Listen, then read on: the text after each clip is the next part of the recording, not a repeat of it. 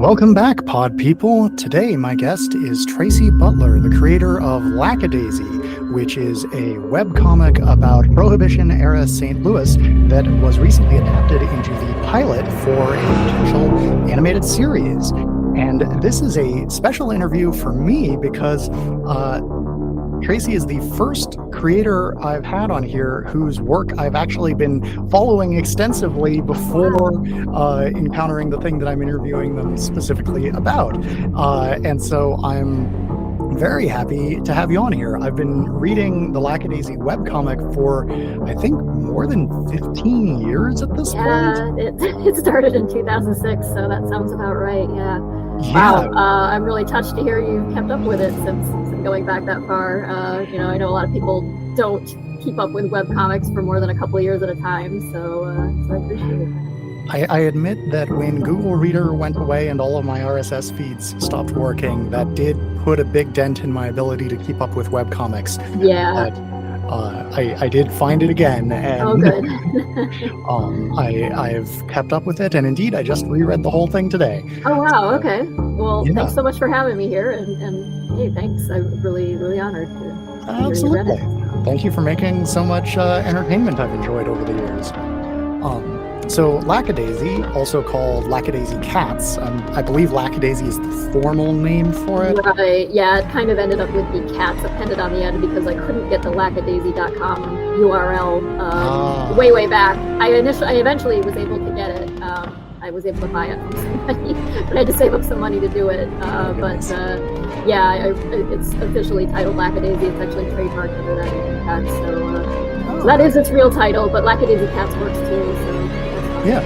So for anyone not familiar with Lackadaisy, the reason why cats would be in the name is because it is an anthropomorphic furry animal comic and now show. And so when we spoke earlier by email, you sort of danced around the furry connection a little. I did find it in the furry community, and certainly it's highly regarded there, although of course it's highly regarded elsewhere as well. And I'm curious if you could talk a bit about what motivated you to draw the characters as anthropomorphic animals, and specifically cats, instead of as simply like exaggerated humans, or given the incredible level of realism and detail in your like architectural and mechanical drawings, extremely realistic humans, which I assume you can also draw. A few reasons. I think a lot of it has to do, with tonal levity. I kind of wanted it to have that playful feeling and not ever take itself too seriously. It certainly has some very serious plot elements and things, and has, as the story gets a little bit deeper into what's going on, it does get more serious. But I kind of want to always keep it a little bit abstracted from the reality of things. Part of that, I think, is also because I don't have any direct personal connection to the 1920s. I don't know anybody who I can go talk to who lived in that time. Sadly, all of my grandparents, except for one, has passed, and she was born in the 30s. And so I don't really have any a frame of reference other than reading things and looking at media from that time period and things of that nature. So it kind of has to be an abstraction to begin with. So while I do try to, pay respect to the actual history of that period and kind of ground it a little bit in historical detail and fact, I know I can't really capture what really happened. I only have secondhand or third-hand knowledge of it. So I feel like the cat thing maybe serves as a reminder of that, and also a reminder that this is not something that takes itself entirely seriously. The cats also help me, as I mentioned, in other places, really emphasize character expression and acting, which is something, yes, exactly. They have large mobile ears, big eyes, a tail, and those are all just extra things with which I can draw acting, basically. And so it just makes it a lot more fun for me, I think. It would just come across in a very different way if they were human characters. But I did want to kind of loop back around to something you said about me distancing it. I'm not ever trying to distance it from the furry community at all, because they have been immensely supportive of this project, and I don't think I'd be able to have like gone off on my own and done the project without the support of the furry community. Like they've just been awesome, and every furry convention I've been invited to a few of them as a guest and things like that, and they've just treated me so well, and they're so great to independent creators in a way that you just don't see anywhere else, really.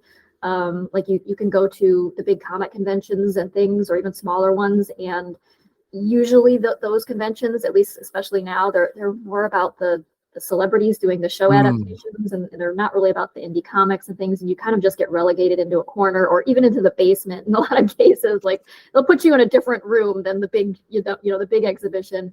Very relatable. Yeah, And if I can drop a piece of unsolicited advice, sure. if you ever feel the urge to sell things at a convention, consider going to anime conventions. Yeah, anime conventions are similarly like, yeah, they like, celebrate smaller stuff, I feel like. So Yeah. yeah.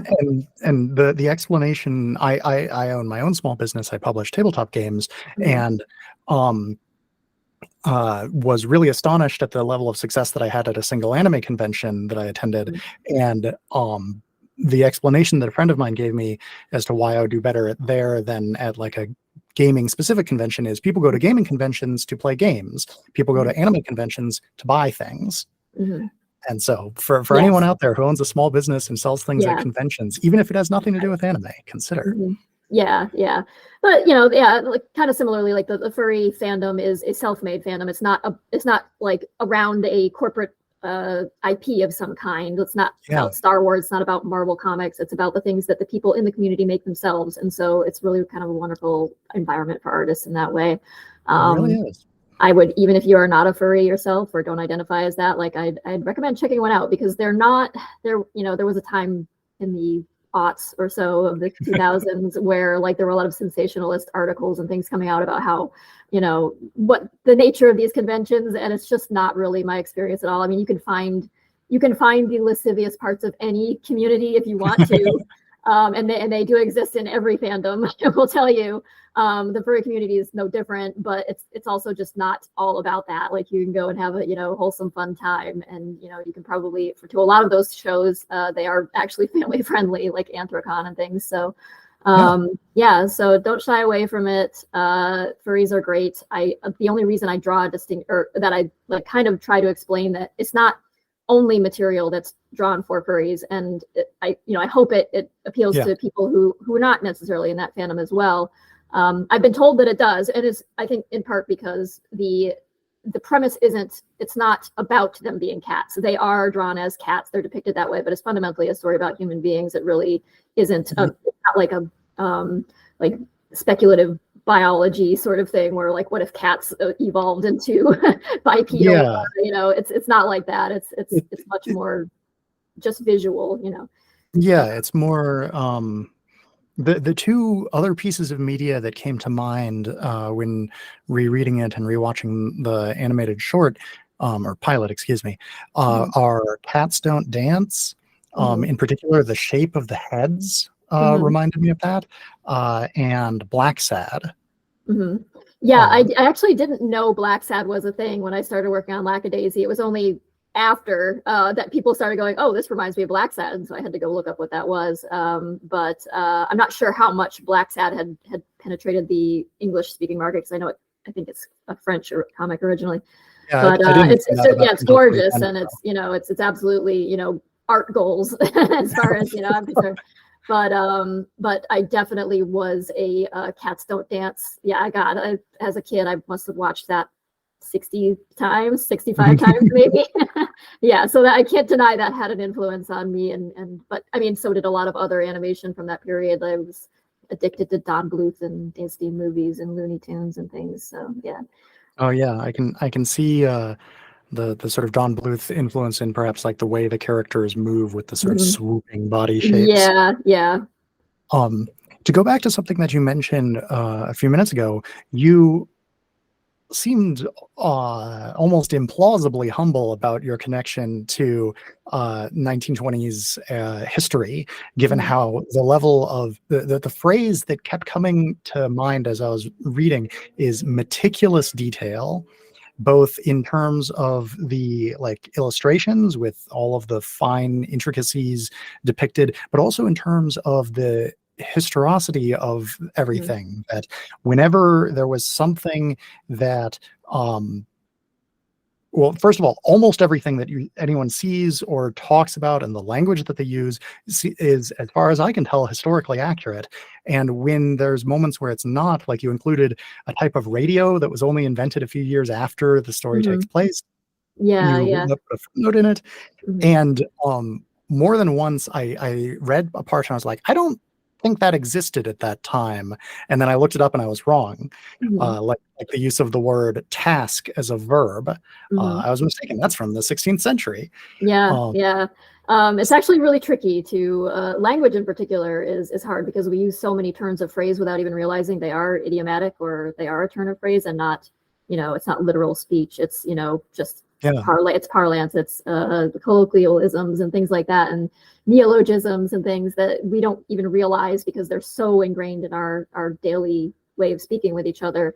And then you can write your character dialogue, and then you kind of have to like scour it and go like, is this actually period appropriate? Like, because a lot of these turns of phrase did not appear at that time, and they used different turns of phrase and things. So you have to kind of like, and I have like, there's certainly places where I have missed something.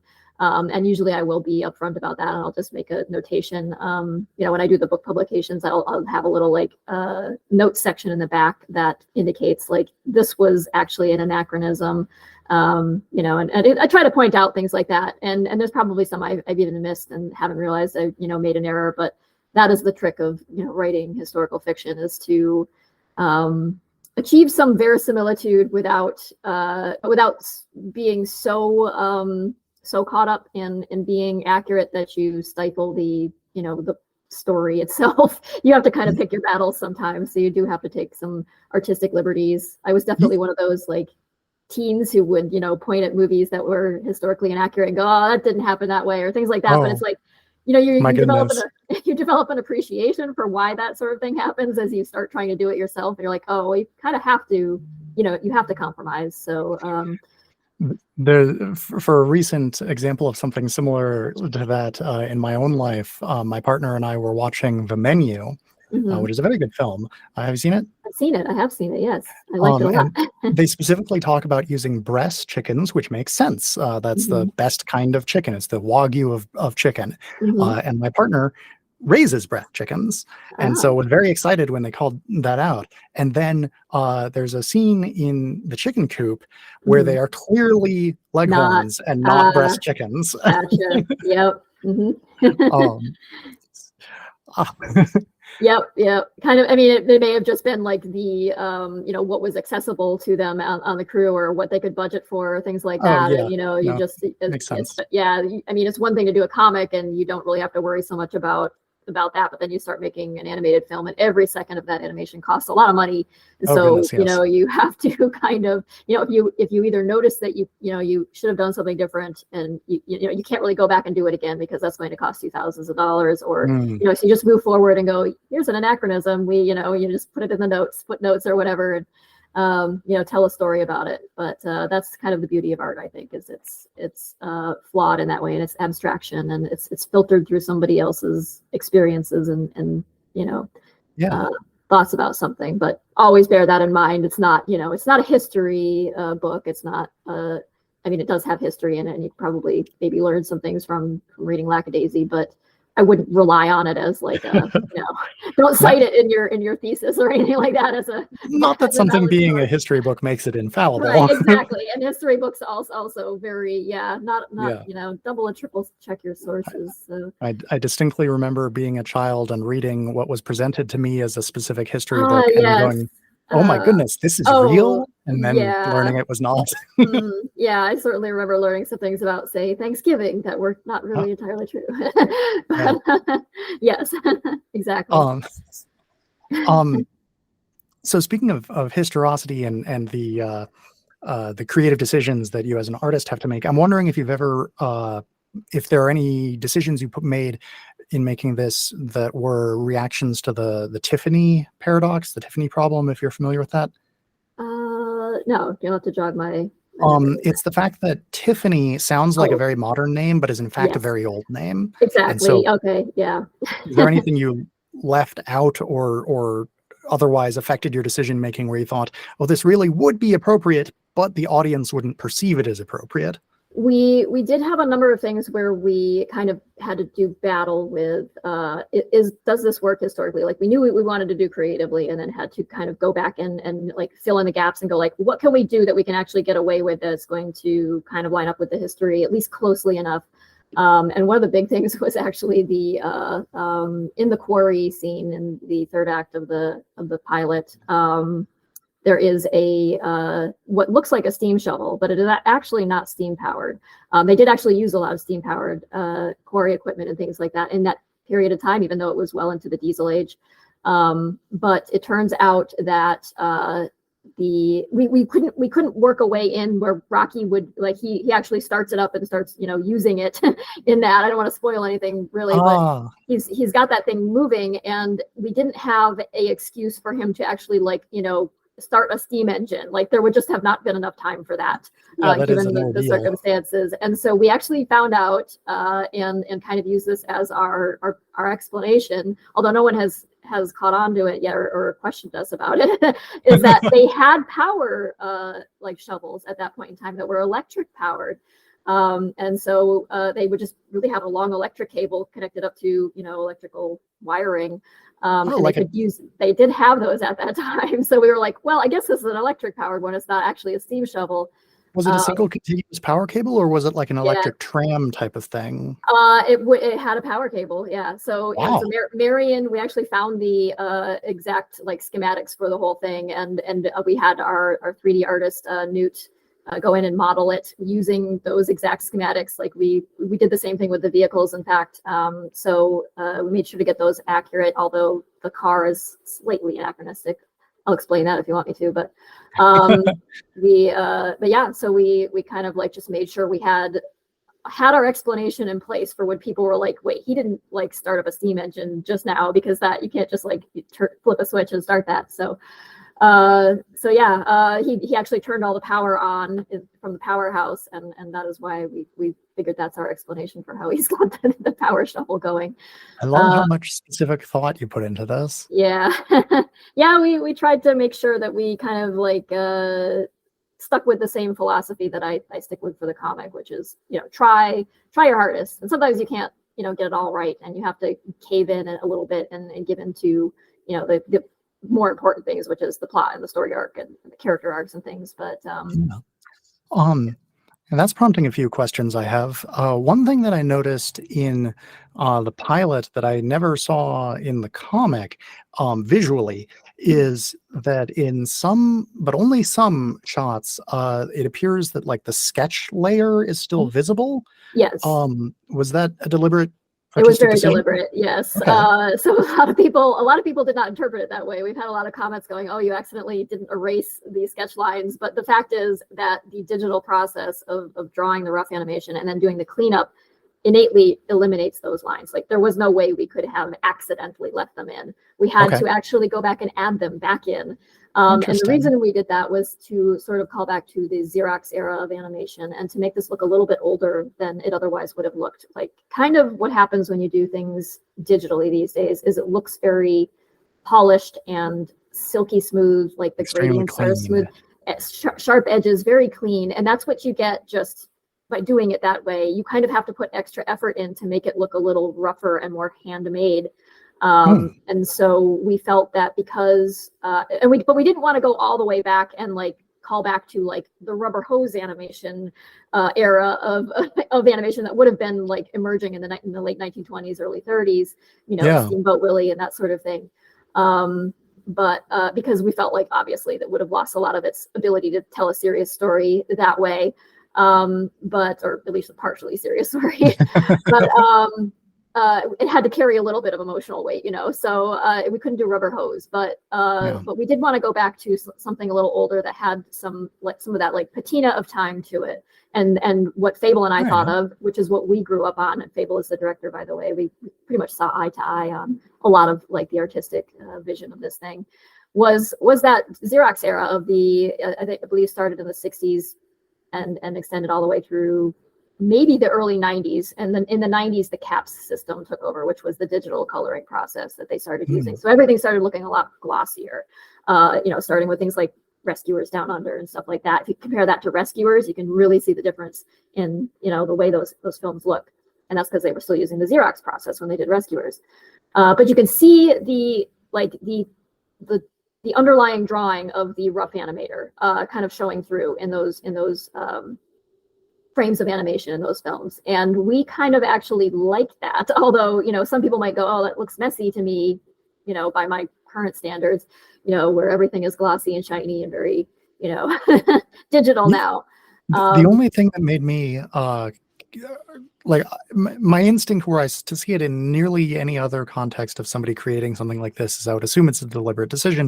The only thing that made me question it is how strikingly different it is from the comic, where I've never detected anything like that. It really well, you can see, especially in my earlier comics, you can really see the pencil work that's there. Like, I didn't ink anything. I just really was taking pencil drawings and adding sepia tone to them, especially those very, very original, like first pages of volume 1 sort of thing. You can see it's really a pencil drawing.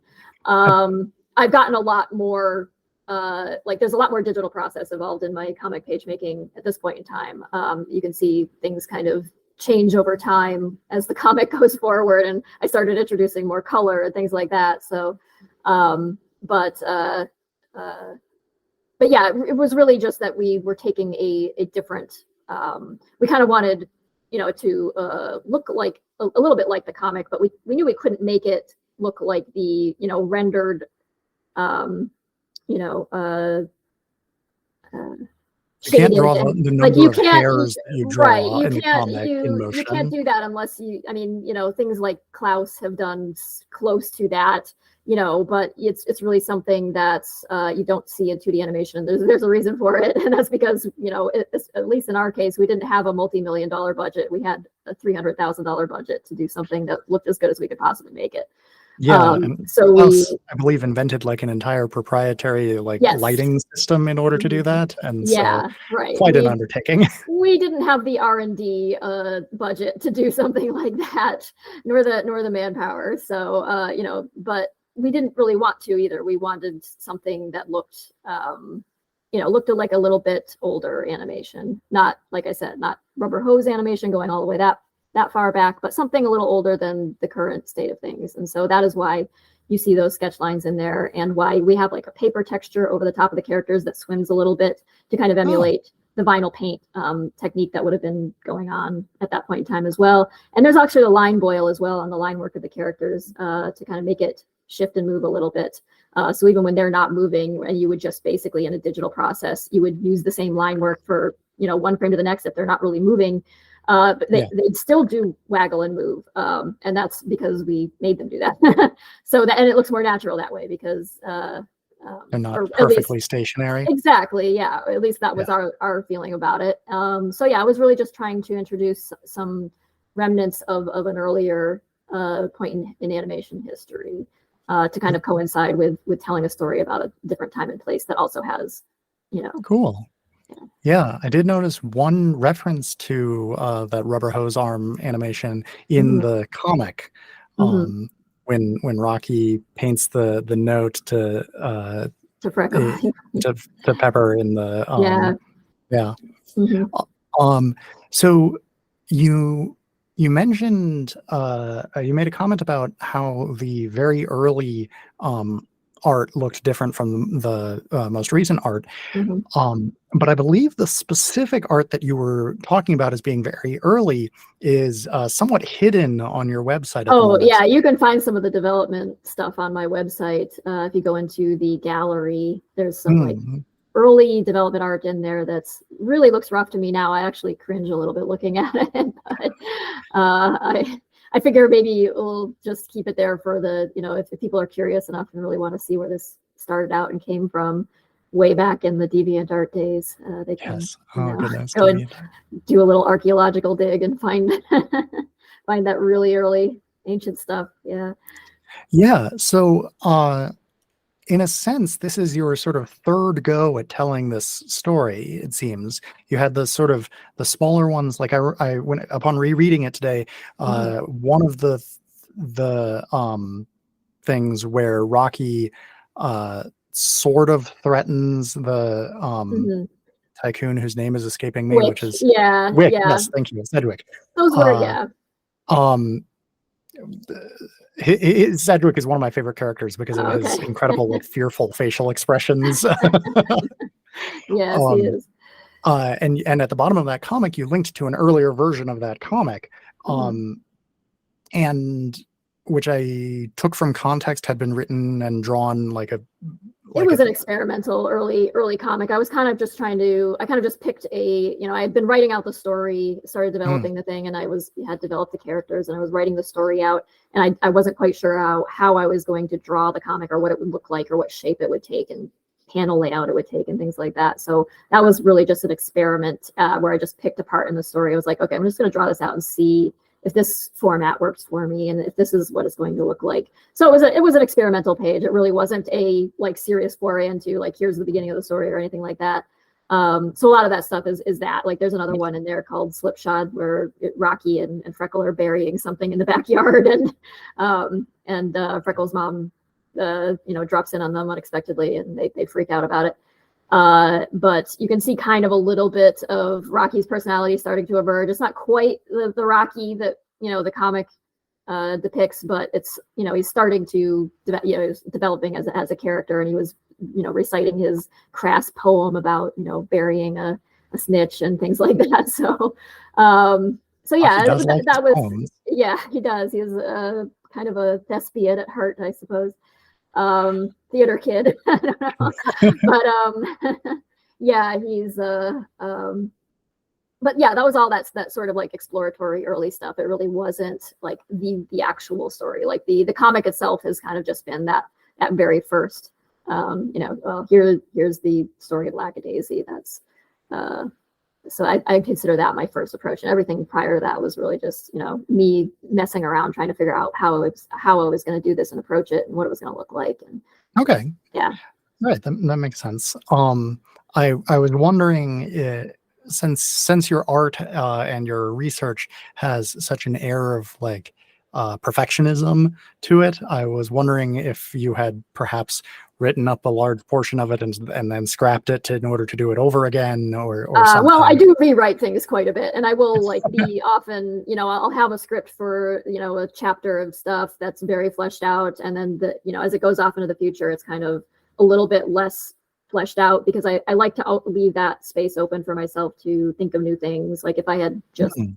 written a very like rigid, path for myself, I think I would have gotten bored with it at this point, and then I would have been changing it anyway. So I do, but I will be editing like dialogue often. I'll think I have my final dialogue written, but then I'll go back and start filling in my speech bubbles on the final comic art, and I'll be like, I'm rewriting all this. This is no, and so it's just kind of like always in the editing process.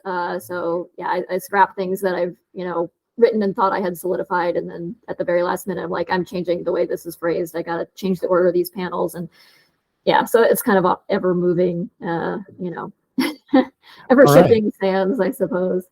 So you mentioned getting in touch with Rocky's personality and showing it to the Mhm. audience. And yeah, the characters in Lackadaisy are, I think, one of the greatest sources of appeal in it. There's a whole lot of different ones, and I can't think of any of them except perhaps the priest who works at the mortuary, who Mhm. I dislike. Um, Fair. other than that, all of the characters are appealing in their own ways. And so I was wondering if you could talk a bit about how you get the audience to care about the characters, and how that differs when introducing them in this sort of long form written version of the story versus the much shorter animated version of the story. Yeah, I'm really not sure I can like understand it on an academic level myself. I just feel that like I like to tell stories that are character driven, and so I like to get a really good sense of who these characters are, and then just kind of let them do their thing. At a certain point you feel like you're not really steering them. You aren't writing a plot and then sticking them into it to serve a function. You are developing characters and then seeing what they do and then telling a story. Obviously you have to guide it somewhat so that there are arcs and things happen and the story makes sense, but and ties together. But I feel like, yeah, just having a really a strong sense of who they are, and I think that just comes with just drawing and experimenting with them. And as I'm drawing, I'm thinking about them a lot and their backstory and where they came from and what their motivations are and things of that nature and what their relationships are. And that sort of stuff is going on in my head and playing out in my head. And often it looks like an animated film when it's doing that. So I suppose that may explain where the animation thing came from. But yeah, it's just they kind of start to dance around in your head like that, and you just kind of feel more like an observer at some point, who's just kind of recording their actions and kind of stepped aside and just letting people know what's been happening with this character. And that is like the vehicle or the mode by which I do character storytelling.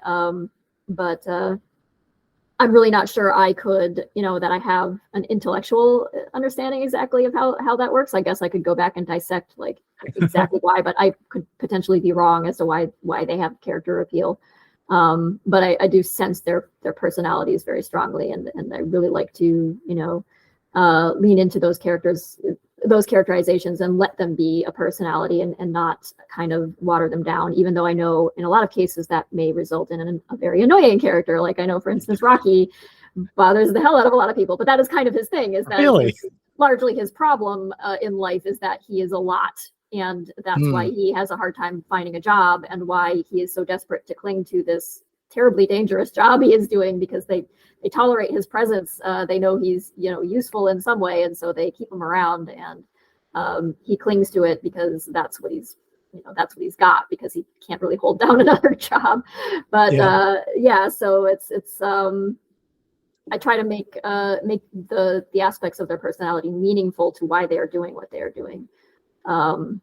It's not just happenstance, and it's not just that they are money hungry gangsters or things. Like there are some of them you could describe that way, certainly, but I think a lot of them have deeper motivations that keep them in this kind of dark underworld that they inhabit, making bad decisions about their lives. But yeah, I don't know. I think if you can also convey the emotions really strongly and the way they react and make them relatable in that way. And I think a lot of it has to do with the art and I was talking about the feline aspect of them being able to really push those emotions, because they have roughly a human proportioned face. It's, a little bit different, a little baby faced, but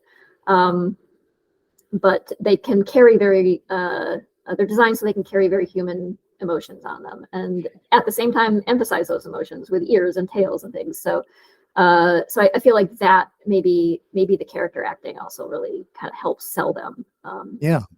I wonder if there's also an element of, because they're not humans, they don't look like a specific human or a specific kind of human, and so anyone reading it can project themselves or anyone they know onto any of the characters, because they all look equally similar to any real person.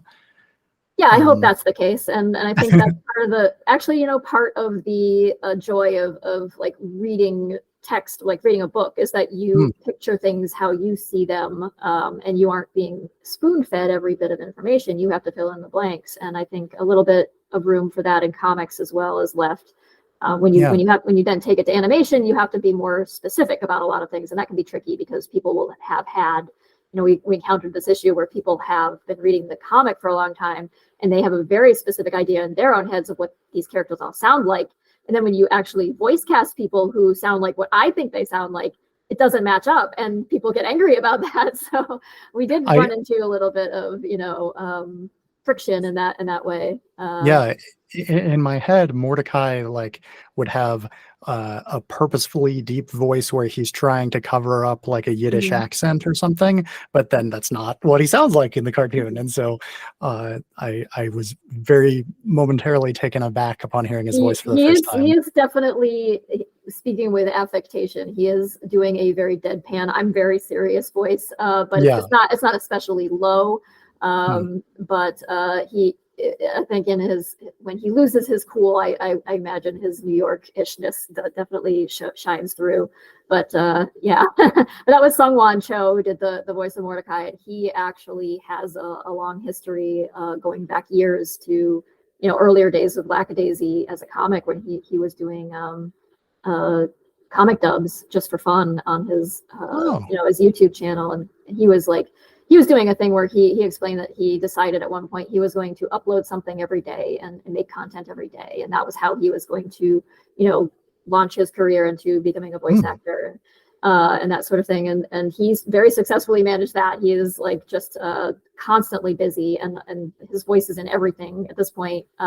But he was very gracious in allowing us to reach out to him and go, "Hey, would you like to reprise your hobby role as Mordecai here, because you really kind of nail what I think he sounds like." Sounds great. Yeah. His name is definitely one of the ones that I noticed in the credits going, I know who that is. Yeah. Otherwise known as Pro ZD, if you know. Yeah. Yeah. Yeah. So speaking of characterization and yeah, one of the things that you were talking about is how you have sort of kind of an idea of where the story is going, but you mostly let the characters drive it. Well, I have an ending planned out and things like that. I didn't mean to imply. Okay. I'm just winging it. But Okay. like there's I was wondering about that. outline structure. It's just that the outline has a lot more flesh on it, the closer I am to actually drawing the comic pages. And then as I get further out, I've got more of a skeleton of it, so that I may end up changing a location of where something is happening. I may end up rewriting a lot of dialogue and things like that. So so that's my mode of working, so that I have creative decisions to make, even at in the distance, when I so if I think of something that I want to allude to or make reference to or something like that, I can add that in, or I can add a joke in that I didn't necessarily plan for. But yeah, that just keeps it like the writing part of it interesting for me. So okay, interesting. Yeah. You can't do that with animation, though. You have to have a very solid plan before you do any kind of drawing. But yeah, so as the Simpsons said, very few cartoons are displayed live. It's a terrible strain on the animators' wrists. People sometimes ask us if we have like a blooper reel or shots we threw away, and it's like, no, you really don't. I mean, you don't do animation that way. If you do have a shot you threw away, it's something that you threw away probably before you got past the rough animation process, and probably you threw it away in the animatic storyboard process, because you don't want to. I mean, capturing live footage and getting like accidentally funny things is one thing, but yeah, you kind of work the opposite direction with animation, where you have everything very tightly edited together before you begin doing the for real artwork. So yeah. I remember Pixar used to do fake bloopers after their films. I wonder if that misled anyone into thinking it probably did, but that's because they had a Pixar budget to do that with. So, yeah. So the reason I was asking specifically about how much of the story is already planned out is because on rereading it now, I was thinking like this world that you've built, and this, which is sort of a specific slice of the real world, but then with fictional characters in it, really seems so precisely interestingly detailed that you could have picked any time period, like any slot in there, and told us the story of that, and it would have also been really interesting. Like set it during the previous 2 decades and show us Atlas's rise to power and then death, and things like that. And so it's interesting actually, to know. But, it's well, sorry, go ahead. I didn't mean to interrupt. well, it's just I wasn't actually sure where I was going with that. Okay. I was just now some things have clicked together in my mind.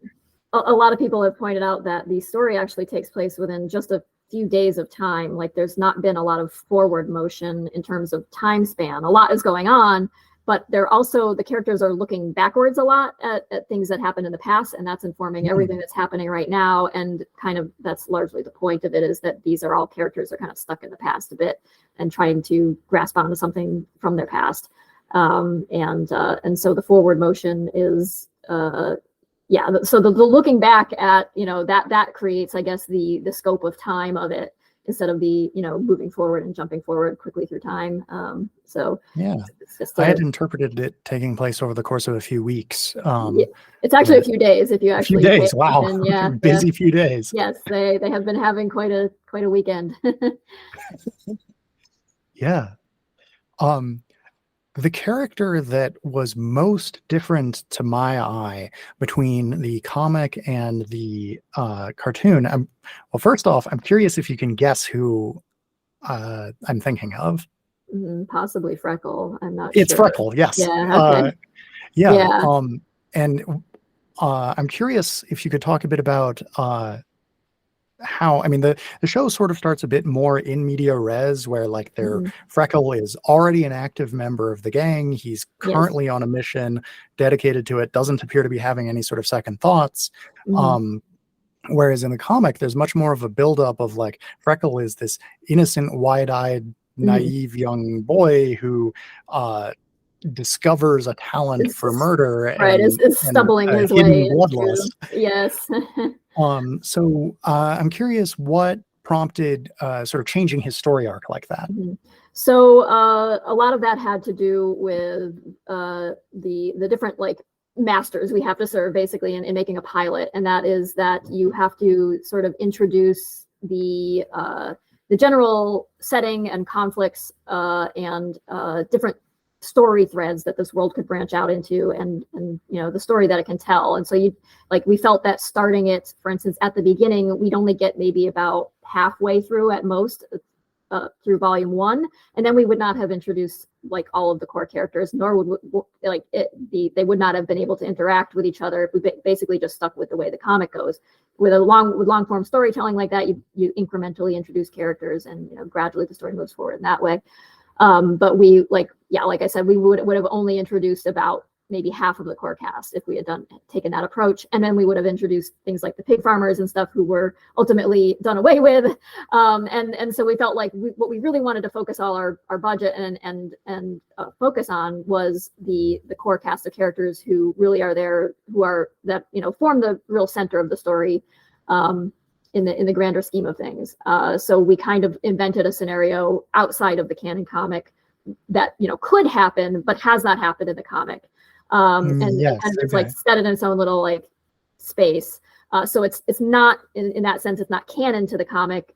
It's something that could conceivably happen, at some future point or something. But yeah, we felt like we needed to kind of do this thing where we introduce a whole lot all at once, where we would, if we were to begin making a series, we would probably formally make a series of it. We would, we would start from the beginning and tell the more incremental long form story, but we didn't have was wondering that. Yeah, we didn't have the,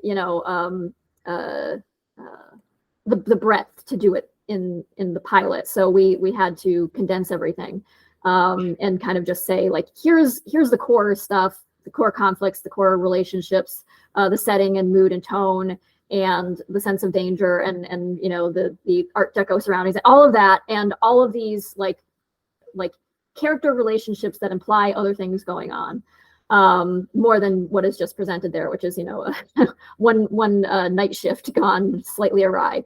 But in addition to that, we also wanted to allow people who had not read the comic to kind of come in and understand what was happening. And so we felt like if we just picked up at some point in the comic, like for instance, where I left off when I started working on the pilot, I had to take a hiatus from the comic because, in case you didn't know, making animation is extremely involved work. But if I had done that, it would have just lost anybody who hadn't read the comic up to that point. And so we wanted it to be a lot more accessible to people who just didn't know what Lackadaisy was. There's like a whole audience out there of animation fans who don't necessarily read webcomics, or may have just been born in the year 2000 or something and never heard of Lackadaisy because they were a baby when Lackadaisy was starting out. So and DeviantArt is just whatever to them. So like it's ancient history, yeah, to date myself very badly. But so we felt like we needed to reach a new audience, but also appeal to people who had read the comic, and people who have read the comic hopefully will kind of understand some of the implications that and implied things a little bit deeper than just some a viewer is coming in cold and doesn't know it at all.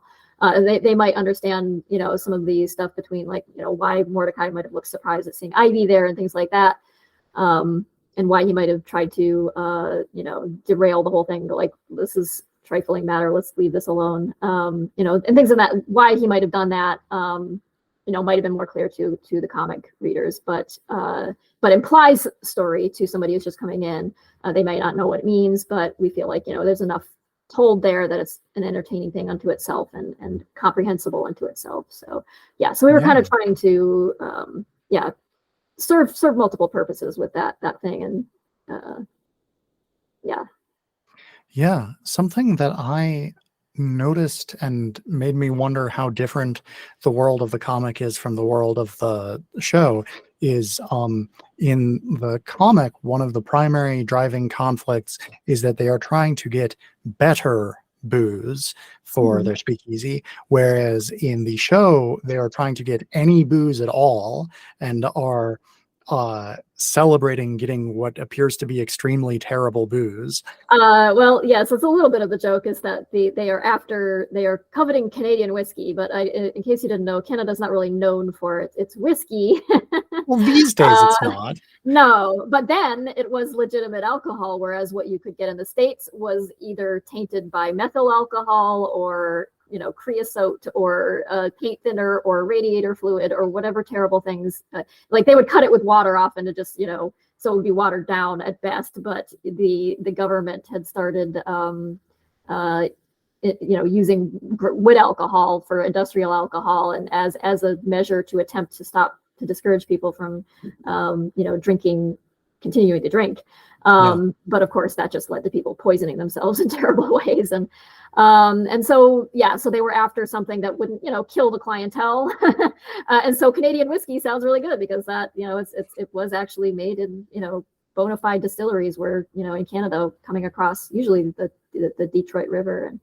And, that was, the implication is if you have read the comic, you kind of know, you might draw the connecting dots between why they're digging it up at a dead drop in a graveyard, because of who they're doing business with, to get that whiskey. So it kind of picks up in a spot where they have secured some kind of arrangement where they can get some pretty good alcohol compared to what they could buy off of the Mississippi River. So they've leveled up a little bit at this point in time, apparently. And they've got something that seems decent enough that it's got the Marigold Gang chasing them off.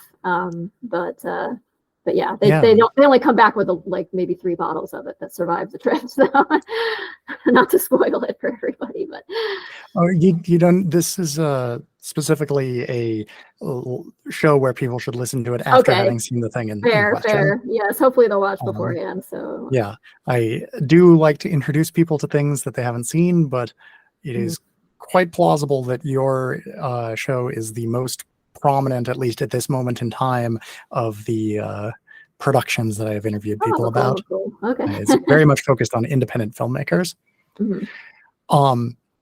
Speaking of the Marigold Gang, they wear the little lapel marigolds, and the Lackadaisy folks wear the little pin with the club symbol from the like an ace of clubs. Was that a real thing? Wearing such an obvious indication of the illegal gang that you belong to? Not really. I mean, usually speakeasies, like everybody knows them for using passwords and things again, but that was also a very flimsy way. Flimsy way to keep people out. Like there were a lot of cases where speakeasies would get raided by prohibition agents because the prohibition agents would just sneak in easily enough. And like Izzy and Mo, they would notoriously dress up as women and sneak into speakeasies because they would just let the women in often. They wanted more women clientele because that attracted more male clientele often. So they would sneak right in and then raid the place. But So no, it's kind of just like an exclusive, like indicator of like I kind of belong to this club. It's a little like kind of a Okay. insignia. But in the case of the Marigold Gang, that's not how they get into the speakeasy. That's more of them wearing their emblem of power right out in the open, kind of going like, yeah, we kind of own the police. We run this town now.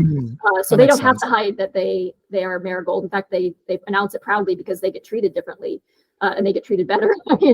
People know who they are when they come walking into a building. So, so that's kind of their thing. Whereas the Lackadaisy gang they hide their club under their lapel and only flash it to get into the speakeasy. So, okay. So it was meant as like an entry and a passport of sorts. Exactly. Okay. So if you've been one of the special people who has been gifted one of these, and of course Ivy gives them out to whoever, she wants a new dance partner, she'll give them a pin. But they're not being especially careful about it. But I had interpreted it as being this shows that you work there. Because the only character I can specifically remember, like we see them wearing it, is the musician. Zib. Yeah, Zib happened to realize he had one on his shirt collar. He might have just been playfully wearing it, like, yeah, I'm one of these guys, but kind of like realized, when he was speaking to the revenuer while he was in a jail cell. Like, oh shoot. Yeah. The thing it made me think of is in modern day things like how a Crip might dress entirely in blue, which does not explicitly say that they are a Crip, but it does make it very obvious to anyone who knows what they're everyone who looking at. knows what's going on. Yeah, it broadcasts something about that person and their affiliations, but to anyone who's just not in the know, it's just a color blue. So yeah, it's kind of in the same vein as that, I would say. All right. But in fact, this was not a real thing that people did in the 20s? It's hard to say because there's so many different places and so many different situations. Like we're all familiar, of course, with the bigger stories of Cosa Nostra and Italian mafia and things like that gangster, media tend to focus on. But during Prohibition, you could not find a ethnic group or race or even religious group that wasn't involved in some way in trafficking alcohol. Like people like, mom and pop might be running a speakeasy in their basement. They might be making their own booze in their bathtub. They might have a barn out back where they throw parties and everybody drinks. You've got moonshiners everywhere. Like some were just big restaurants that kind of were an open secret as a speakeasy, or they'd have a big bar that they could turn the wall entirely around and hide the bar if they got raided. That was a real thing? Yeah, absolutely. There actually were underground, like in cave speakeasies. Oh, I knew about the caves thing. It's much easier to build something inside of a cave to me as a non-architect than it does to build a bar that can spin around and disappear. That's some Scooby-Doo level stuff. Some establishments just kind of operated in the open. Like there were clubs in New York and things that were like just well known to be speakeasies where all the performers would come and gather and put on, all the popular jazz musicians and comedians and such. And they would serve alcohol at these places, and it was just kind of, well, you just pay the Prohibition agents off because the government doesn't pay them that well. But of course, at the same time, you had an emerging situation where the government was starting to realize we're going after, if we're spending a bunch of time and effort raiding speakeasies, like those are everywhere. There's thousands of them. When you raid one and 10 more pop up down the street, so it's just a waste of time. So they really had started refocusing their energy on going after the source. So they were going after the illicit breweries and distilleries and things of that nature, and the gang leaders themselves, like Al Capone and things like, and of course they were trying to get him on his tax fraud. But so they kind of realized it's just a waste of time trying to swat all these flies. We've got to go for the source of the problem. So you mentioned how other media about this time period and the crimes being committed during this time period tended to be more focused on places like New York or Chicago. I'm curious, why did you pick St. Louis? I mean, obviously there's the caves under St. Louis. I live in St. Louis, and I bought an old house here right before I began working on the comic. I had been working in the game industry, and I think part of the reason that I just went down this road of doing Lackadaisy was because the the house I bought was built slightly before that era. It was built in about 1910.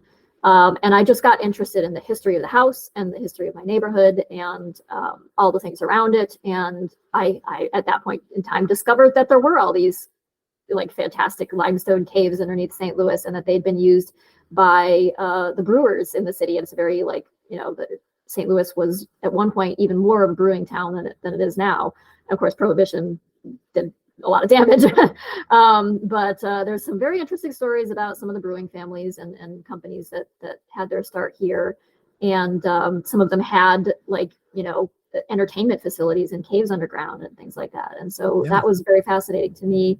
And it just became like a, historical exploration for me to just kind of uncover all this stuff. And I just kind of wanted to tell stories about it. So that's kind of where Lackadaisy came from.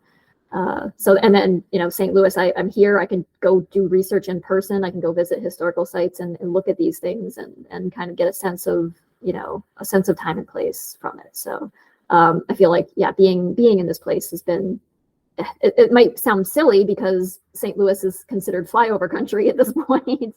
Nobody comes here as a tourist really, except maybe to see the arch. Like they'll come and see the arch and then move along. But hey, don't discount that children's museum. But every city has like lots of really fascinating things that happen there and fascinating facets to explore. And we do tend to really focus on, the big ones like LA and Chicago and New York. And it's like, but there's so many other cities and small towns and places where interesting things go on and secret little histories exist. And sometimes you just want to tell those smaller stories, those more intimate stories.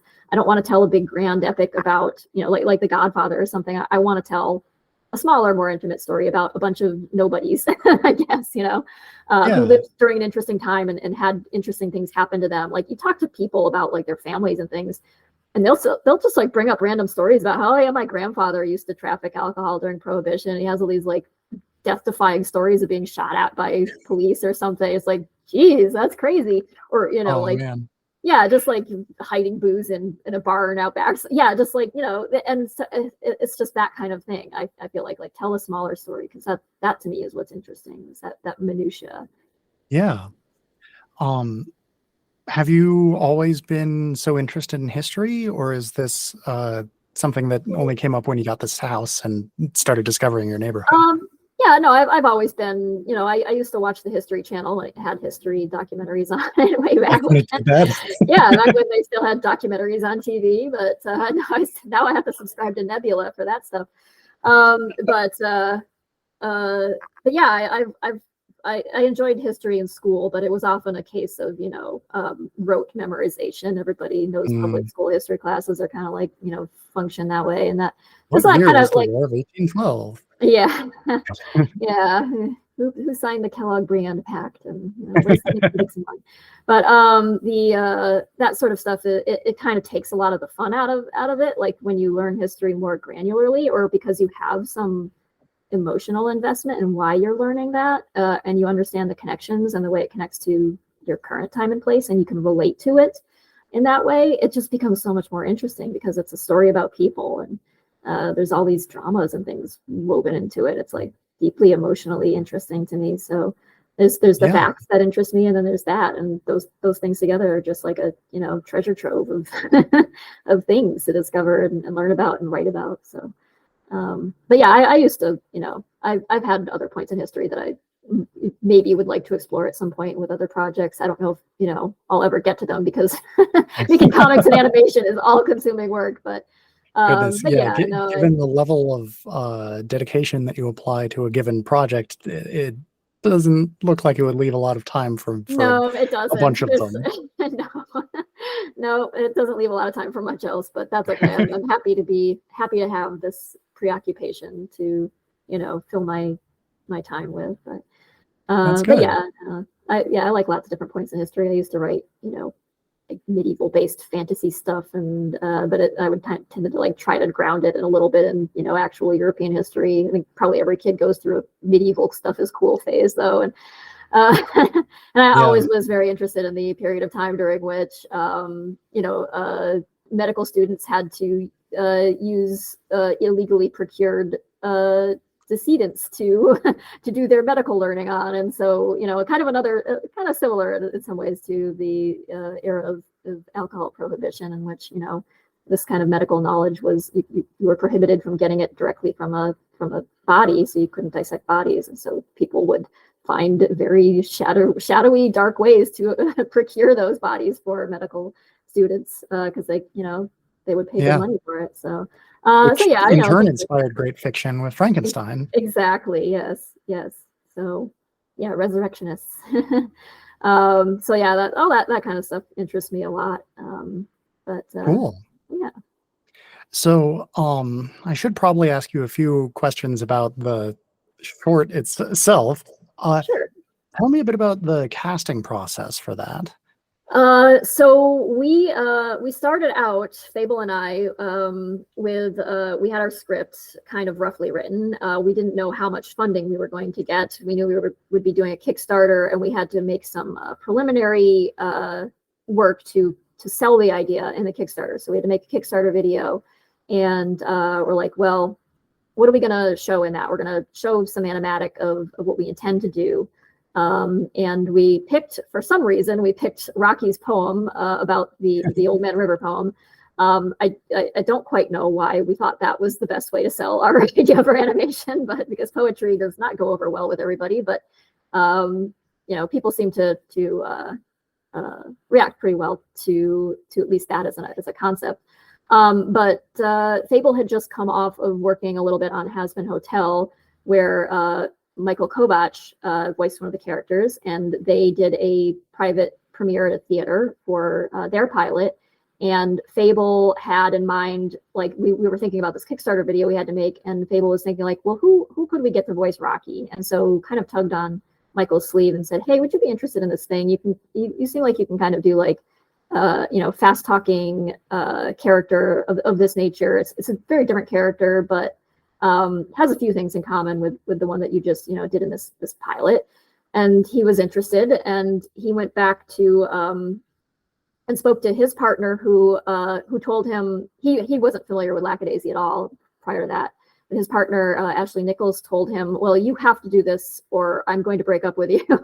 I guess Ashley was also, young artist on DeviantArt and knew of the comic, and was excited to hear that we were going to do some animation for it. So, so bless Ashley for pushing Michael to do this. We brought Michael in, did some test recordings. He did great. And he recorded the poem, and did it probably 30 times over before we finally settled on something we really liked.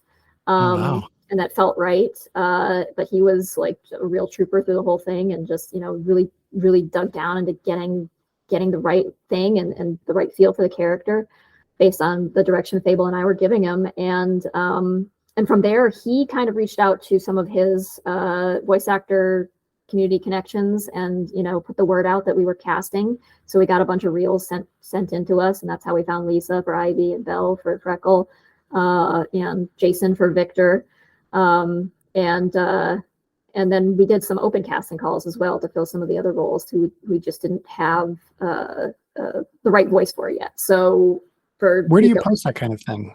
We just posted on social media. We created right. we created Gmail accounts specifically for receiving demo reels, because we didn't want to get too flooded with our personal emails. And so Fable and I both had access to that email inbox, and we asked for demo reel submissions for people with preferably people of the connected background to have like Cajun Creole accent. And so that's how we found Nico and Seraphine's voice actors, Benny and Malcolm, Benny Latham and Malcolm Ray, and they were just fabulous. They had like family from that southern Louisiana area where and they had that they could kind of like draw some inspiration from for getting the voices right and the inflection in their voices correct, that kind of like French influence, Louisiana French influence.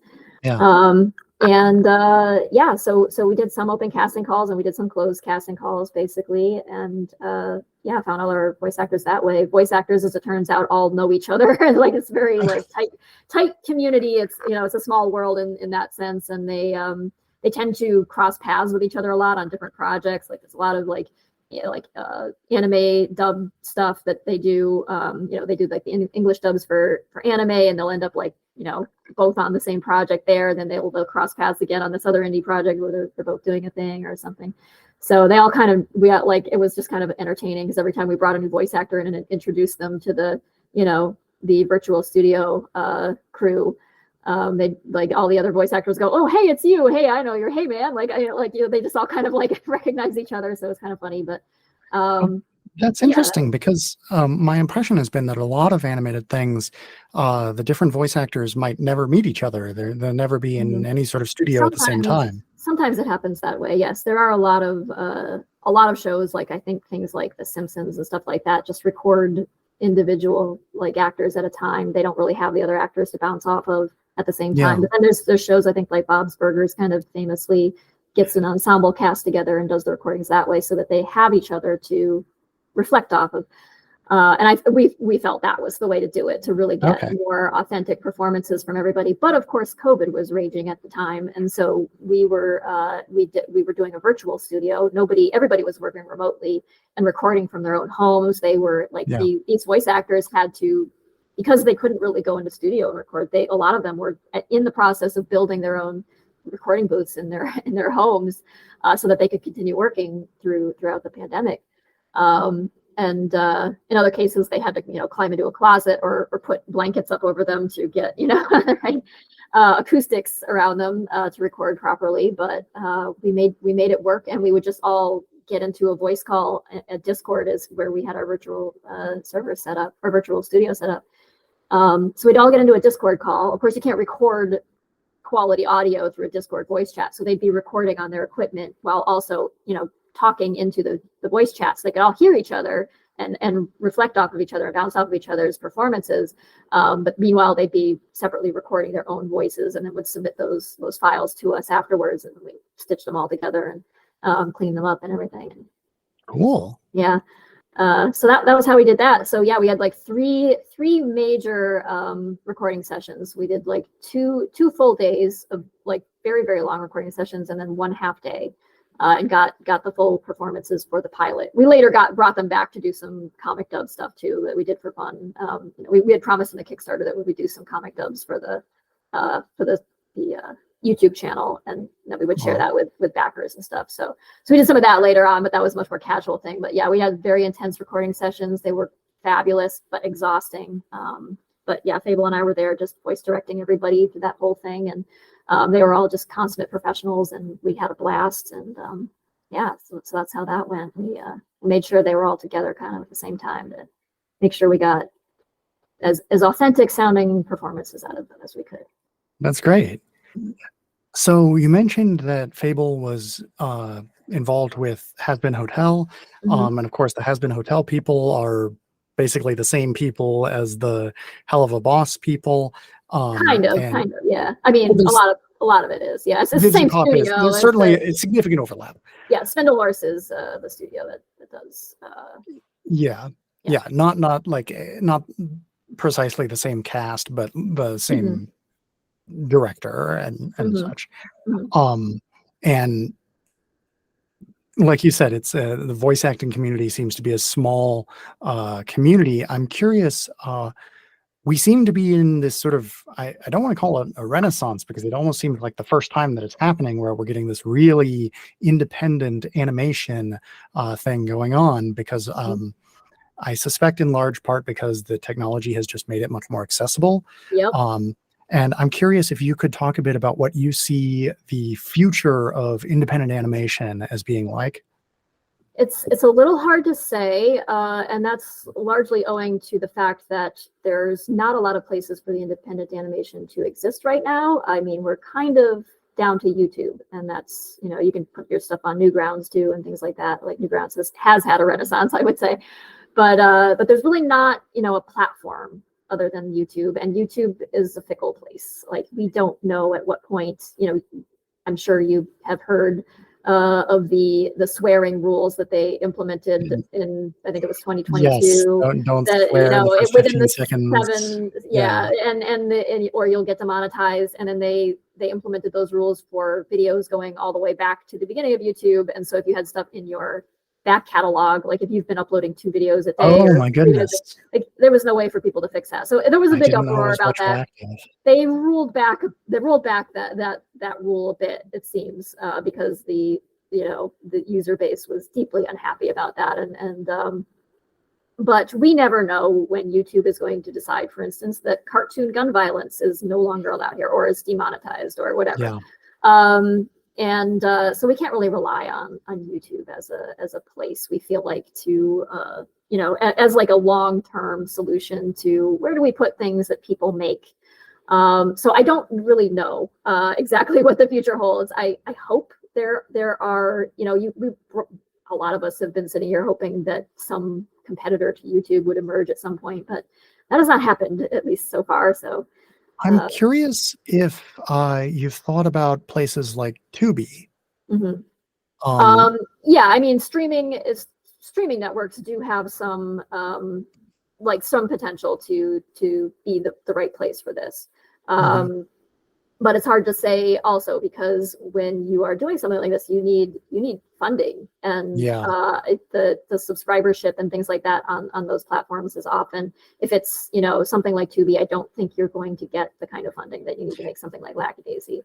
I don't think Tubi does a lot of advancing people money for right. things. They probably aren't in the position to do that. They're more into licensing pre-existing things and that sort of stuff, or doing lower budget things. And so it can be hard to find a place where you can really and so oftentimes you are kind of like left with finding ways to finance things yourself through merchandising and Patreon and sponsorships and things like that. And you kind of have to like branch out to all these different places and gather it into a pot and be like, do we have enough to make an episode with this? And that can be unreliable. Like if the economy is doing bad and your patronage drops or something, it's like, well, now do you make shorter episodes? What do you do? Or do you only make 2 episodes a year or instead of 5 episodes a year or something like that? So it's a little hard to see how this pans out in the future, unless something emerges that's like a very stable platform. I know YouTube had like a creator platform at some point briefly. It's kind of sad that isn't a thing anymore, because it would be cool if groups like ours had some backing that we could find somewhere. But the other option, of course, is to go shop your idea around to networks and studios that are of a bigger nature, but they tend to want to take control of things, and so you cede a lot of creative control. And if you've got, for instance, we've got our studio, our virtual studio set up. We want to keep working with those people and keep working with our own pipeline and things like that. But if you go to a larger entity, who's going to help you fund or just fully fund future episodes, it's like, well, how much of that do you get to control at that point? Or do they say, well, you're okay, you could do this, but we're going to work with our studio or our in-house studio or the studio in Australia or something like that. So it's it's a lot of compromise if you really want to get something done. So the trick is like, how do you really do this independently? And then you wouldn't qualify to be on the show anymore, because you'd no longer be an independent filmmaker. Exactly. Yes, you're not independent anymore, and you're kind of at the mercy of network executive decisions and things like that. I've seen a lot of like very sad stories, and a lot of things go into development that never come out the other end and see the light of day. So I certainly don't intend to tell you how to do your job or anything like that, but if you haven't already, I do recommend taking a look at like Film Hub, for instance. Are you familiar with that? Vaguely. Okay. They're a modern sort of like a film distribution thing, but they also do television shows. And the big thing that makes them different from other normal traditional distributors is that you still, like, there's no long-term contracts that you sign, and you maintain control, ownership of your IP. And so if you do end up doing what, like, for instance, I'm pretty sure Hell of a Boss is doing, where they're just entirely self-funding it and then hoping to make a profit off of YouTube ads, getting it on more platforms, if you don't have, I don't know how YouTube works, so I don't know if there's an exclusivity thing there or not, but if that is the route that you take, getting it on more platforms might Yeah. be good. Potentially, yeah. I Yeah. certainly would. It's yeah. I mean, we're very much exploring our options right now and trying to find, figure out what the right thing to do is to move forward. We're pretty determined we're going to move forward. We're just not quite sure, in what direction. But Yeah. yeah, we're putting our all into making sure we have some way to go. Whether it's going to be independently funded or picked up by something, I have no idea yet. But Yeah. yeah, we do know that we're going to do another crowdfund in the summertime. We have to get the Lackadaisy books back into print, and we're doing like some big, beautiful hardcover editions of those, Oh, nice. yeah, along with an art book, and we're going to attempt to fund some additional animation at that point in time as well. It'll probably be a much Awesome. shorter thing, but it'll just be something we can use to keep our crew together, to work out some of the the kinks in our workflow, our pipeline, and to keep some momentum while we figure out exactly what we're going to do. So yeah, Yeah. that is our current plan.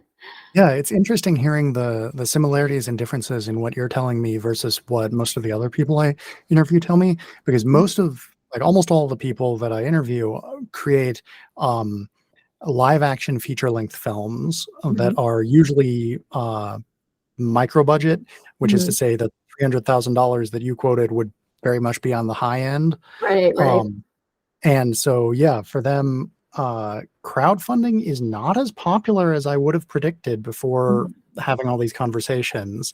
Mhm. Um, but yeah, trying to get them on streaming services, especially, I had never heard of Film Hub before starting this Mhm. show, and then more than one person Yeah, has brought it up independently. yeah. Um, and then one thing that several people do is that they've told me about is lock it behind a Patreon paywall, Mhm. which I can understand doing that if you're in the sort of situation where you have a very small, very dedicated fan base. Right. Um, but there's no way that you could get the however many millions of views. Yeah, exactly. Um, I mean, I've often run into that same sort of thing with my web comic, Lackadaisy, and people are like, "Why do you give this away for free? Why don't you just make it like pay to view or pay to read?" And I'm like, "Well, I wouldn't get the viewership that I had." And then when it came time to do the Kickstarter, the fact that I did have a broad viewership or readership, broad enough at least to fund a Kickstarter, like that really came in handy for actually kickstarting something. But I can see where someone who's just written a script and has a great idea but doesn't have a following that had been reading their comic about it for years prior to that could really just kickstart it out of the blue. I can see how that would be very difficult to do. And so my yeah, understanding is that a lot of what independent filmmakers do in that case is enter themselves into film festivals, and then you can't show your thing until it's been through the festival circuit, because the festival needs to sell tickets, of course. And then you hope that you are like kind of a festival darling and you win some awards, and then distributors and publishers and things come along and go, oh, sniffing around going, oh, who won these festivals, and pick you up for distribution or something. that's um, certainly the traditional way to do it. mhm. But one thing, a refrain that I've heard over and over, and also in reading like books and stuff on this subject by yet more famous people that I've never spoken with, is that way sucks and that you will get taken I advantage of. I suspect it does suck. I suspect there's a lot of kind of nefarious deals that will be presented to you. Yeah, But the same thing can happen when you're out shopping around for something too. Like you'll find vultures and people who want to attach themselves to your project who really have no yeah, business being there, and you'll end up in bad deals if you don't have a pit bull of a lawyer at your side to say, don't sign that. yeah. And like stop you from wandering into traffic basically because you don't know what you're doing. So yeah, so it is kind of fraught. I don't think it's that there's really that like a some kind of conspiracy to defraud people or anything. It's just that the nature of the business is people want to hook themselves onto things and get credited for it, and because that's how they move up in their field. Yeah, And so they do that in ways that are ultimately damaging to the creative bottom line for the independent creators. And you may end up in a very bad deal where you're not really getting the kind of funding you need at the end of the day, or you're not getting the kind of money you deserve for having made something, so that you can leverage that into making more things. yeah, Or you make something and it just ends up locked in a vault somewhere for tax write-off purposes for the larger company. yeah, it's kind of And sucks. and and one of the big things about traditional distribution deals that people have told me about as being particularly bad is Mhm. that you sign over the rights to them for some number of years, and then no matter what they do with it, you can't get those rights Yes, back until the they years are will. up. They will sit on it. Yeah, Yeah. I've heard that happen with a lot of like really promising things that they even will enter into the development phase and they'll do all kinds of development on something, but the company will, the network or the streamer or the distributor or whatever it is will just decide for whatever reasons they're going to hold back. They'll bulk, or maybe they're in the middle of a merger or something, and they're trying to decide which things they're going to throw in the trash and which things they're going to move forward with. Or like there's a lot of turnover in creative executive Oh yeah. positions apparently, and sometimes like one project will be one guy's pet project and he really wants to see it get made, and then he gets fired or leaves for some other, for greener pastures or something, and then the next person filling that role is not that interested in this project, and so they just, shove it off to the side, or table it or whatever, back burner it, and so you can just end up waiting and waiting and waiting, and then nothing ultimately happens and all of your momentum is lost, and it's because you were just inconvenient for the Yeah. larger entity under who you have, that you have signed a contract with, and that is really a shame because so many good ideas just end up buried that way. It's really sad. I mean, Yeah. if you have gotten a good deal, like hopefully you can have like reversion rights and things, so you get your stuff back at some point. But the fact that lots of stuff is just lost to that is yeah. It Yeah. makes you very wary about like entering into that space with your own thing if it's your baby, and you don't That's like subjecting it. The idea of subjecting it to that kind of treatment is just unthinkable. It'd be like personally devastating. yeah. So it's like, what do you do? What do you do? Yeah, I don't know. Man, I know like a bunch of cartoons just got the axe at HBO Yeah, within the past few months, and yep. Yeah, it's been a rough few years for artists and animators yeah, in that way. Yeah, a I lot of was stuff getting. I was so enchanted by Pantheon, the Mhm, science fiction show, mhm. and it was so clearly set up to be a 2-season show, just 2 short seasons, tell a single complete story, and then canceled And it after didn't 1 even get season. that. Yeah, So disappointing. yeah. Um, Yep, it's been rough out there. For anything that isn't like a heavily branded, sequel to something else, it's like, but that is the nature of things, is like studios are very risk averse, and that's yeah, ultimately why Fable and I went and did this ourselves, is because when we presented this pitch idea initially, we were told like the only way to get something like this made is to do a proof of concept and show people that you can actually make it and that it'll look good and people will watch it and like it, because they just aren't going to pick up a random cartoon about bootlegging cats. Like why would they? That's not Family Guy. It's not, it's not a uh, sitcom model. It's not something it's not a Cape comic thing. And so you're kind of like, well, do it yourself. And so Fable and I were just like, okay, yeah, we will.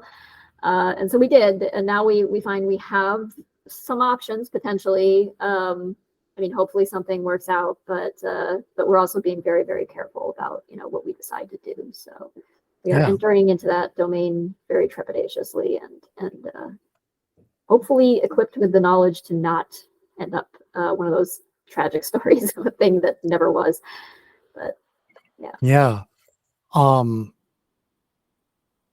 yeah, I have tangential questions I could ask you about that sort of thing, but I don't want to venture too deep into controversy du jour. Oh, you can Um, ask. If it's something I can't answer or I just don't know yet, I'll let you oh know.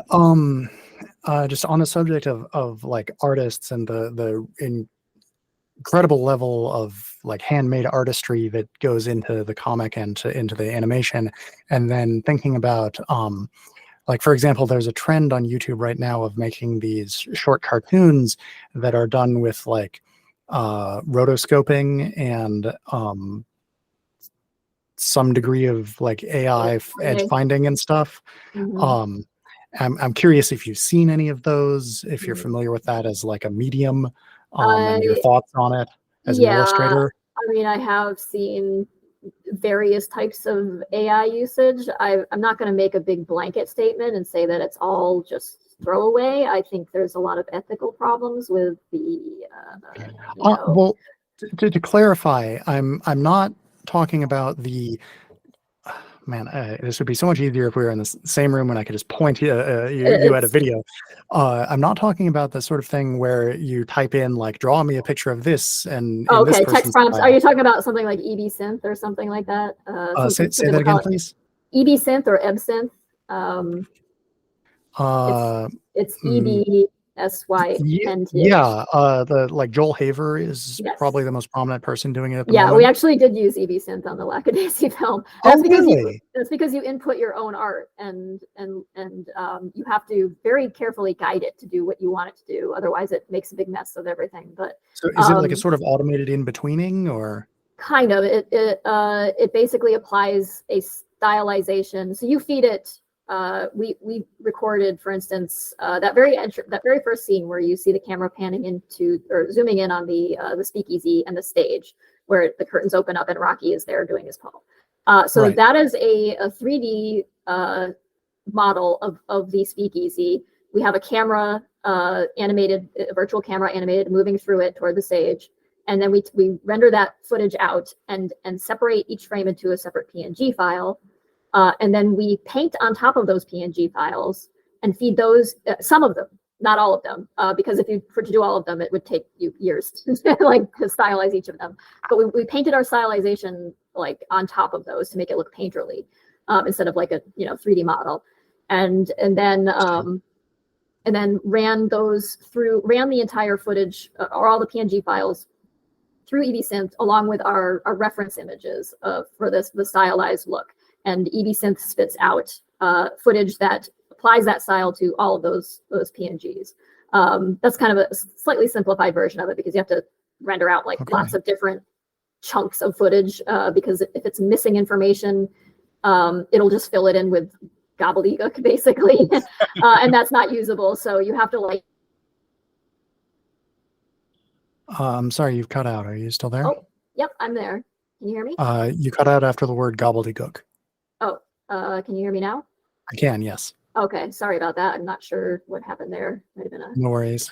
internet hiccup. Anyway, yeah, if you run out of like data that it can use, it will just fill it in, like I said, with gobbledygook. And so you have to bridge that with additional like information that you have handmade and keep feeding that in at intervals, basically, to make sure it smoothly moves from one thing to the next with that same style that you have painted applied to all of the frames.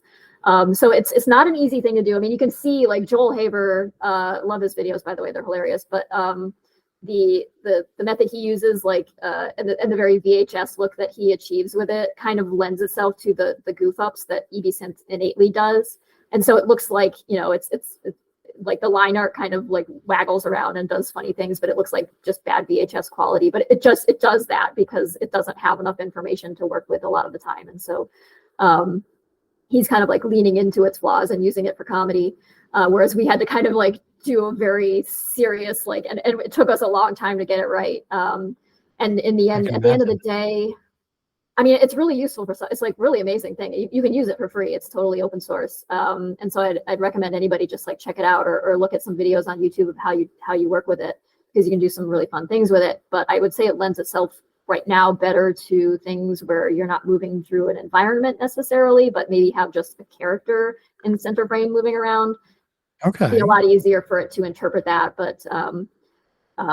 But moving through space and you're like losing data and gaining data, like visual data, like it struggles a bit with that. And we probably at the end of the day would have done better to just build a shader that would achieve the same sort of like painterly look over a 3D model, so that it would look in alignment with the hand-drawn animation that is also messy. So again, going back to the Klaus comparison earlier. All right. Yeah, so cool. some AI, we are absolutely, we love new tools and tools that facilitate our work. We just don't want tools that steal from other artists and then market themselves with that art and then brag about how they're going to make artists obsolete. We're a little bit salty about that, as you might imagine. Understandably so. Yeah. Yeah. Yeah, man. Interesting times, as they say. Definitely, yeah. Well, thank you so much for coming on and talking. I've had a wonderful time in this conversation. Yeah, same. Great. Good chat. Is there anything else you'd like to tell anyone listening? And then where can people find your stuff on the internet? Yeah, I guess, well, if you want to watch the pilot and you haven't already, you can find that at youtube.com/Lackadaisy comic. Might not be the easiest thing to spell Lackadaisy for everybody, but it's just like the 3 different words. Yeah, Daisy, just all strung together. But if you just search Lackadaisy, you'll probably find it in Google or whatever. You can also go to lackadaisy.com and find all the social media links and everything there. So, and the comic as well. So, which is completely free to read. You can find it on Webtoon too in mobile format if you prefer to read that way. But that is one thing that I forgot to ask about. okay. Putting it on Webtoon. I did, like, I saw that link and I was like, oh, I read things on Webtoon. I'll check this out. And then I looked at it and I'm like, I think these panels are being cut up and stuff. Was that, tell me a little bit about the decision and the process of putting it on there. It was a lot of work. It turned out that Patreon and Webtoon had a sort of tie-in, and so you kind of connect your Patreon account to Webtoon, and that was a fortuitous thing for me because, like I said, I left my day job in 2015 to try to do the comic full time, and that's not an easy thing to do. Webcomics are not notorious for generating a lot of income. But Patreon and things like that, like crowdfunding has really been the savior of a lot of independently made things, like between, BackerKit, Kickstarter, Patreon, like that's how a lot of artists like me are able to use all of those things. Yeah. So and I sell things on Kickstarter and BackerKit. Yes, I try to support as much things as I possibly can because I know how hard it is. But yeah, they had a tie in there and they were like, well, they actually did offer me to be a featured artist there, but the stipulation was that I'd have to take my webpage down and be just on Webtoon, and that was like, the comic isn't made for that. I want to retain control of that. I don't want to connect myself. Like, Webtoon's great. I think it's really cool that webcomics have gone from being kind of like this illegitimate sort of version of comics that people regarded as like a joke for a long time to being the source material for up and coming films and TV shows and stuff. It's like people suddenly take webcomics seriously. And I think Webtoon had a lot to do with that popularization, but as a storytelling medium and like legitimization basically. But I didn't want to lose control of my stuff. And I didn't want to suddenly change from doing these more horizontal page layouts to thinking vertically. I think that would just change the way I make comics fundamentally. So instead I said, well, I'll just go into your Discover section, which is and use that as a place to just offer other people, people who read comics on their phone and tablets and things, a different way to read the comic and expose them to something. Because when I started making Lackadaisy, there were no smartphones. It was 2006. It was another eon ago. Nobody was reading reading webcomics on phones at that point in time. You couldn't.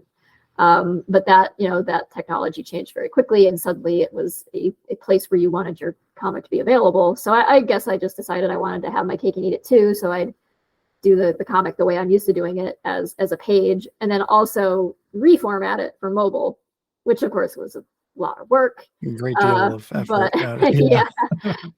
but I think it's good because I have a pretty solid followership there. A lot of people who came and watched the pilot and commented on it, go, oh, I read the comic on Webtoon and things. I'm like, I know it did make a difference being there. So so no regrets. Yeah. Sounds like you got a bit of the best of both worlds going on. Yeah, I think so. Yeah. That's great.